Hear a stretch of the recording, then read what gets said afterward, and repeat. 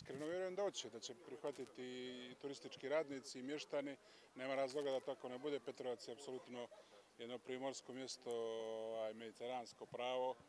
Mislim da je i do sada trebala ta praksa da se nametne među samim mještanima i naravno i grad to da prepozna u nekoj simbiozi sa turistima koji dolaze ovdje u stvarno velikom broju, već tradicionalno turističko mjesto. Nadam se da će se nastaviti i dalje. Izuzetno dobar pokušaj organizatora karnevala i mislim da treba da nastave u tom pravcu.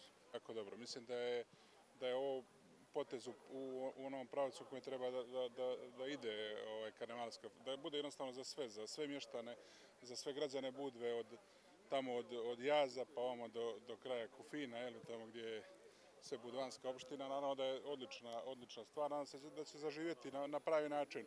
Ako se potrude još više, mislim da će i mještani odgovoriti u većem broju da se pojave, da učestvuju. Naravno, malo to drugačije. Nažalost, nekih zadnjih godina je to više tako, pa čak i u Kotoru nije to više na pravi način kako bih ja volio da bude. Budva se mnogo bolje pokazala, čini mi se, u zadnje vrijeme u toj organizaciji.